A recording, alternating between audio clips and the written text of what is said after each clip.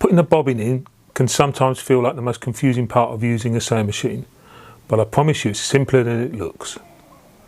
Whether you're a beginner or just need a refresher, just follow along as I break it down step by step.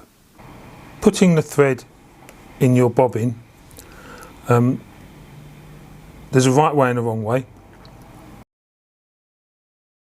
I'll show you the right way because we want to learn good habits, but I will also show you the bad way just so you'll know what you're looking for. So to put the bobbin into your bobbin case, look at your thread coming off of your bobbin, and you want it hanging down to the right hand side, or if you want to look at it as almost like a letter Q or number 9, whichever way works for you, but it's got to be on that side. You put it in, hold the bobbin with your thumb so it doesn't move, and come round, and it goes into a little slot as you turn and pull the thread round, and then it goes click, and it clips into the little tension clip there. And you see, when I let it go, it hangs. Now really what you're after is, although it's hanging there, if I jiggle it slightly, you see it's moving down to my hand.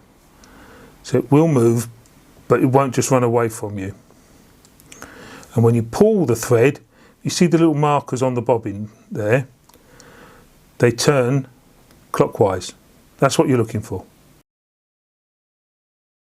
So the wrong way is when the thread is hanging down to the left-hand side, like a P, if you want to think of it that way. And let's put it into the bobbin case. Bring that round into the clip, and then in we go. And even if it holds, and it probably will, it's actually going in round the wrong way, and you can see it's actually going anti-clockwise when I pull the thread. And what it means is that thread isn't under sufficient tension in the clip. It's not being pulled back on itself, and you won't get a good stitch. As an example of bad tension on your bobbin case, let's use this bobbin case. Is one I prepared earlier. Goes in the clip, and it literally just runs away. I can't let it go because it just drops, and it's just running away.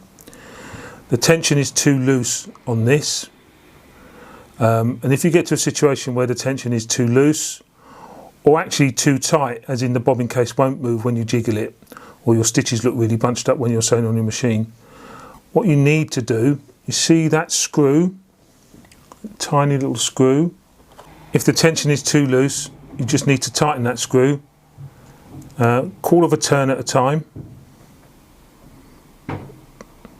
Don't go mad, and just keep testing it until you get it to the way I showed you earlier. If you find that it's not actually making any difference after 2 or 3 turns at all, then there is a chance that you have something caught under the clip. This is the clip here, I'm touching it with this pin. A piece of thread or a piece of lint will stop this tension clip from working properly. If that's the case, take the thread back out. Oh, sorry, lots of thread there. Just put a pin underneath and just wiggle it around and see if anything comes out. Yeah? As I say, even a piece of lint or something will cause you a problem. And then try again. And if you'll find you're turning it 2 or 3 times and it's not making any difference, there is a chance that the screw has started to strip and is not holding this clip down, because if you imagine this screw is doing that all the time, in which case you might need to go and get another one of these. They're not hugely expensive, but it might be a time to change over. I must also say that don't loosen that screw off too much. That's the one that's the issue, because obviously it will come out. So if after 2 or 3 turns you're not noticing any difference, stop.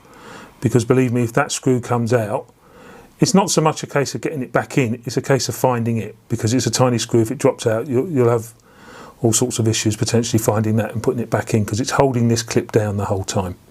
If you're finding this video useful, please like and subscribe for more. So we've got our bobbin properly loaded up now. And now it's time to actually put it into the machine. So we've opened up where the bobbin case goes.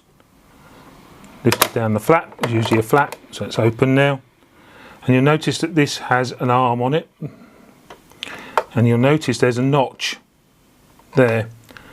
And see if you can guess what I'm going to say. You put the case in like this, and then you go round, and it should snap. There you go. Nice click. So you can see I'm turning the hand wheel, which is actually turning the shuttle hook around the bobbin case, but the bobbin case itself is staying where it is in one place. And that means it's in correctly. To show you an example of what it looks like when it's not in correctly, I lift it out. So that's not where it should be. It's not gone click.